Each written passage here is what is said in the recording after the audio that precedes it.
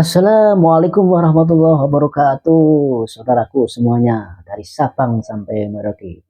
Gimana kabarnya ini? Semoga tetap diberikan kesehatan, kelancaran beraktivitas, dan rezeki yang berlimpah ruah. Ketemu lagi dengan kami di channel Pabrik News. Kali ini kami masih memberitakan berita yang lagi viral di masyarakat, yaitu tentang Luhut Binsar Panjaitan yang kabarnya perusahaan-perusahaannya mau diaudit sama Kejaksaan Agung dan Menteri Purbaya. Perusahaannya itu banyak sekali, kurang lebih 16 perusahaan yang tersebar di wilayah Indonesia. Itu ada yang di Sumatera, di Kalimantan, yang bergerak di bidang tambang, ada kelapa sawit, ada energi, dan masih banyak lagi. Ya, ini berita yang lagi heboh di masyarakat ini. Jagung mau mengaudit nih, si Luhut malah ngamuk-ngamuk, perusahaannya diaudit. Loh, emang kenapa kalau diaudit? Kalau emang benar ya nggak apa-apa. Kalau memang jalannya benar perusahaan itu diaudit kan nggak apa-apa, untuk biar tahu masyarakat. Kalau belum diaudit sudah ngamuk, marah-marah, bertanya-tanya ya, nggak apa di perusahaannya Luhut Binsar Panjaitan. Jadi audit gak mau, malah marah-marah. Kabarnya nih Menteri Keuangan sama Kejaksaan Agung ini berkolaborasi. Jadi mau mengaudit para mafia-mafia tambang dan kelapa sawit yang merugikan negara triliunan rupiah dan bikin rakyat sengsara ini. Jadi terjadi banyak bencana di mana-mana, yang bencana di Sumatera dan Aceh kemarin itu, yang kabarnya itu banyak kayu gelondongan. Nah, ini kan ulah-ulah para mafia-mafia ini, mafia tambang yang rusak hutan, yang kabarnya ini perusahaan-perusahaan ini gak semuanya membayar pajak. Wah, makin heboh ini negeri, mengeruk hasil dalam bumi negara ini, tapi untuk membayar pajak pada negara ini susah. Ya, gimana kah ini kelanjutannya ini ke Jagung dan Menteri Purbaya nih yang mau mengikat para mafia-mafia ini, mafia tambang dan mafia minyak ini, yang baru-baru ini heboh. Gimana kah beritanya? Kita simak videonya berikut ini.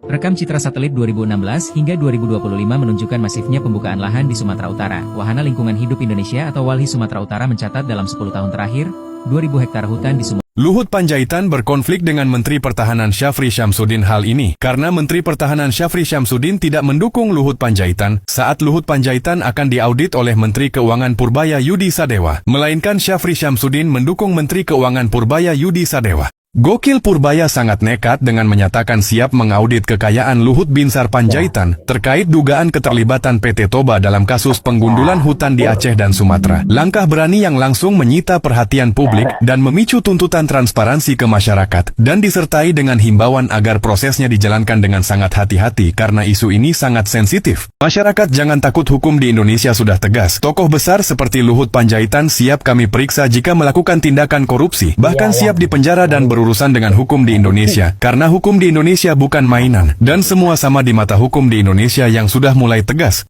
Tunjukin bawa kemarin. Saya maaf agak jengkel. Luhut Binsar tantang netizen dan pejabat buktikan dirinya memiliki saham di PT Toba Pulp Lestari. Melalui video yang beredar pada 12 Januari, Luhut geram karena tudingan tersebut datang dari kalangan pejabat tinggi negara. Pasalnya, Luhut menilai tudingan tersebut dilayangkan tanpa adanya data dan bukti.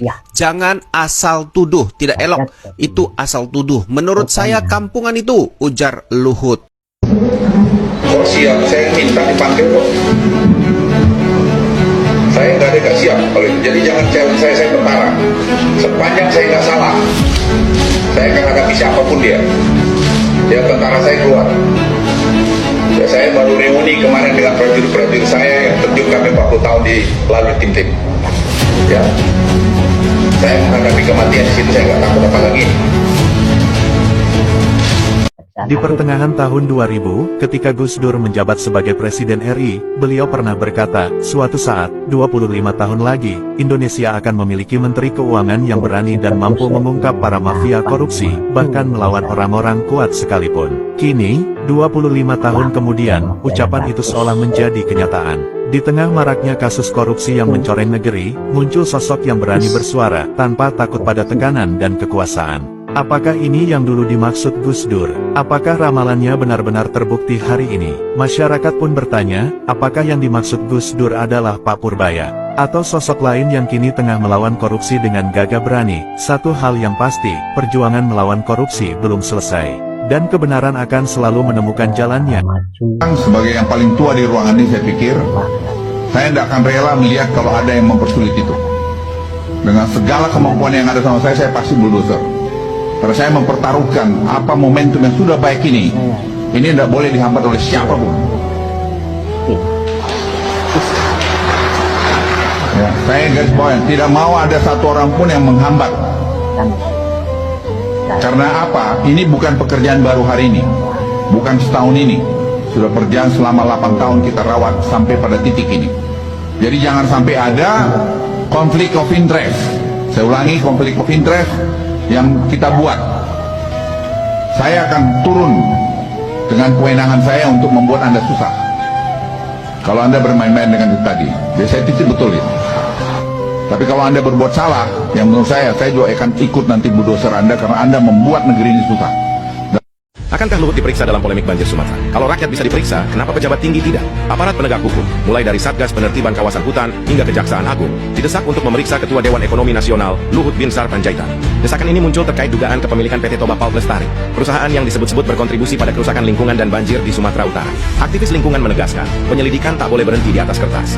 Jika kepemilikan tidak tercatat secara resmi, maka harus ditelusuri apakah ada skema beneficial owner, pemilik manfaat yang bersembunyi di balik nama orang lain. Jika terbukti aktivitas PT TPL menjadi penyebab banjir, hukum seharusnya tegas. Mulai hari ini, Jumat 2 Januari, Kitab Undang-Undang Hukum Pidana atau KUHP, serta Kitab Undang-Undang Hukum Acara Pidana, KUHAP, versi terbaru, resmi diberlakukan setelah ditandatangani Presiden Prabowo Subianto. Namun, pemberlakuan aturan baru ini langsung menuai sorotan tajam. Sejumlah pasal dinilai berpotensi mengekang kebebasan sipil, mulai dari ruang berekspresi, privasi warga, hingga perlindungan terhadap kelompok minoritas. Di tengah sorotan publik, muncul kabar mengejutkan. Kekayaan Luhut disebut mencapai 274 triliun rupiah. KPK dikabarkan akan melakukan peninjauan dan penyelidikan terkait harta kekayaan tersebut. Namun, pernyataan tegas dari Luhut sontak mengguncang jagat politik. Siapa yang berani coba mengusik saya pastikan mereka akan tamat. Begitu lantangnya Luhut memperingatkan pihak-pihak yang mencoba menyentuh urusannya. Tapi di sisi lain, Mahfud MD tampil dengan sikap tegas dan lugas. Semua wajib diperiksa KPK. Jangan biarkan satupun para mafia lolos. Pernyataan dua tokoh besar ini pun membuat publik terbelah. Akankah KPK benar-benar berani menindaklanjuti penyelidikan ini? Ataukah tekanan politik akan membuat semuanya berhenti di tengah jalan? Satu hal pasti, rakyat menunggu. Kebenaran harus berdiri di atas. Luhut Panjaitan berkonflik dengan Menteri Pertahanan Syafri Syamsuddin hal ini karena Menteri Pertahanan Syafri Syamsuddin tidak mendukung Luhut Panjaitan saat Luhut Panjaitan akan diaudit oleh Menteri Keuangan Purbaya Yudi Sadewa, melainkan Syafri Syamsuddin mendukung Menteri Keuangan Purbaya Yudi Luhut Sadewa. minta agar masyarakat perhatikan sopan santun saat mengkritik pemerintah. Ogah, mau sesopan apapun mengkritik pemerintah, kalian itu tidak akan pernah mau mendengarkan suara rakyat. Tidak akan pernah. Coba deh kau lihat, kurang sopan apa lagi coba aksi Kamisan. Puluhan tahun kalian tidak pernah mendengarkan suara mereka. Puluhan tahun loh. Kurang sopan apa lagi coba? Puluhan tahun mereka dengan sopan meminta keadilan, tapi itu pun gak pernah kalian dengarkan. Istana memanas, Prabowo dilema antara Purbaya atau Luhut. Purbaya tidak bisa diajak kompromi, sedangkan Luhut marah dengan Purbaya karena sentil uang Danantara dipakai main saham. Purbaya berkata, saya tidak perlu diminta berhenti. Asal Pak Presiden katakan saya mundur, saya langsung mundur. Ini adalah sovereign wealth fund kita. Sovereign wealth fund kita ini, kalau kita tarik investasi 50 triliun ke situ tiap tahun, dari dana yang tadi ada masih sisa di Bank Indonesia 491 triliun, dari yang 200 triliun sudah ditaruh ke perbankan, Itu kalau kita leverage itu bisa 1 triliun dalam 5 tahun ke depan. 1.000 triliun maksud saya. Dan itu angka yang sangat besar yang menjadi bagian nanti foreign direct investment ke Republik ini. Biarlah rakyat yang bodoh itu menerima nasibnya. Benar. Dan ketika nanti kita sudah tidak berkuasa lagi, kita sudah menjadi sangat kaya raya. Iya, itu karena semua perbuatan kita sudah terlindungi oleh hukum. Di samping itu, undang-undangnya pun sudah kami siapkan. Jadi segala kegiatan kita akan terlindungi oleh... Saya bersangka dengan saya kan membantu Jokowi selama 10 tahun. Saya saksi hidup. Saya ulangi sekarang saya saksi hidup. Tentara. Saya tidak melihat ada pelanggaran-pelanggaran secara konstitusi. Tinggal nunggu giliran milik perusahaan tambang Luhut Binsar yang belum disita dan dirampas kekayaannya oleh negara.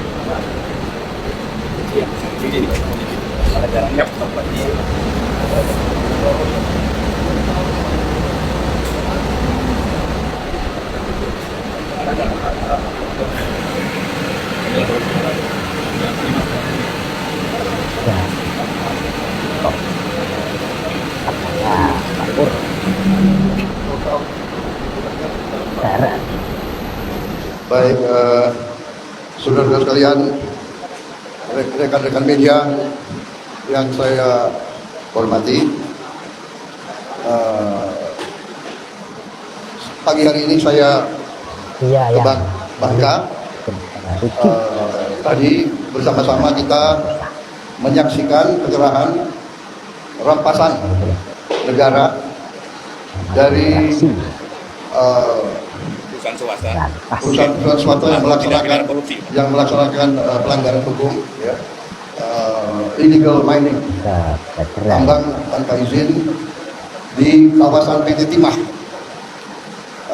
dan yang terlibat sudah dihukum dan pihak berwajib, kejaksaan juga sudah menyita 6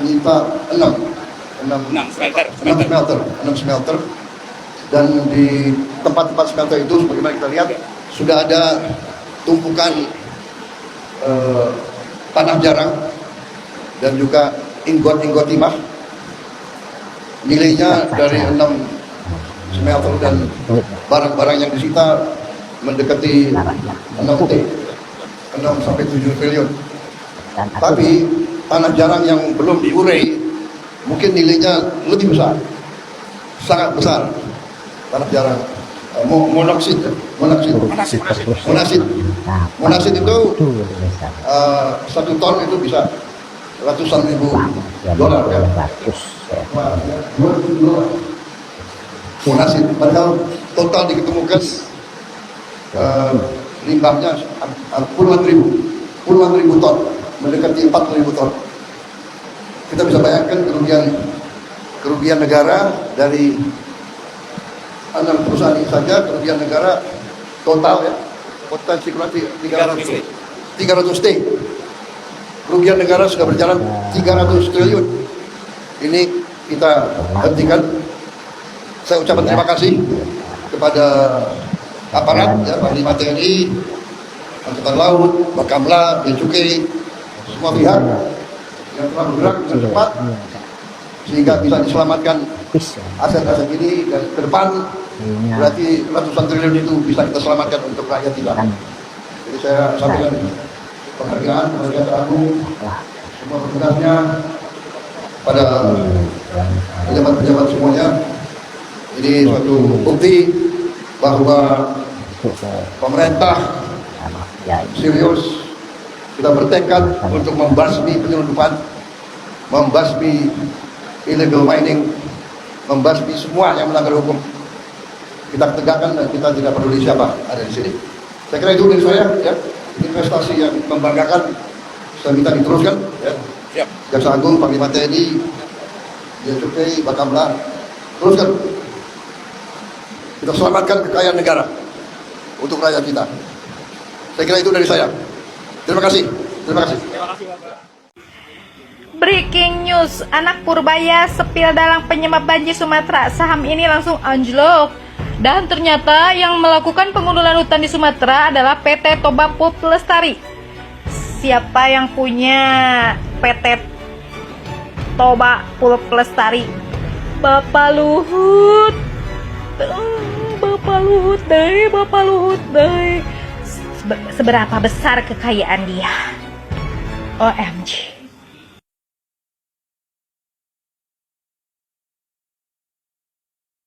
Luhut Binsar punya 16 perusahaan tambang sejak menjabat Kruk Hasil Bumi Indonesia.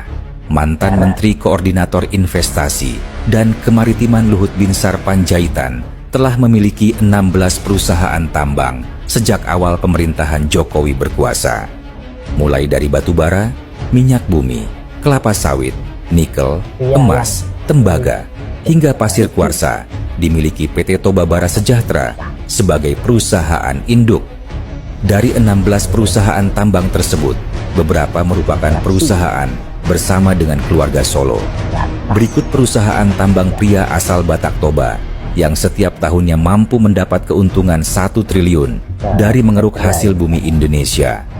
PT Toba Bara Sejahtera, PT Adimitra Baratama Sejahtera, PT Indomining, PT Trisensa Mineral Utama, PT Kutai Energi, PT Energi Mineral Langgeng, PT Fairfield Indonesia, PT Perkebunan Kaltim Utama 1, PT Tritunggal Sentra Buana, PT Adimitra Lestari, PT Smartias Indo Gemilang, PT Rakabu Sejahtera, PT Kabil Citra Nusa, Toba Property and Infrastructure, PT Pusaka Jaya Palu, PT Kartanegara Energi Perkasa.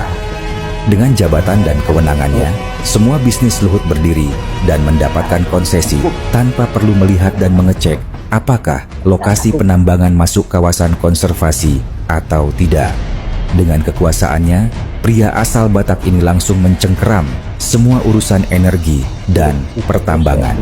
Namun sayangnya, pria asal Batak ini terkenal pelit dan sangat sedikit yang diberikan untuk rakyat Indonesia melalui program CSR atau program sosial perusahaan. PT Toba Pulp Lestari. Ada sejarah menarik yang teman-teman perlu ketahui. Toba Pulp Lestari ini tadinya tidak bernama demikian. Di tahun 1983,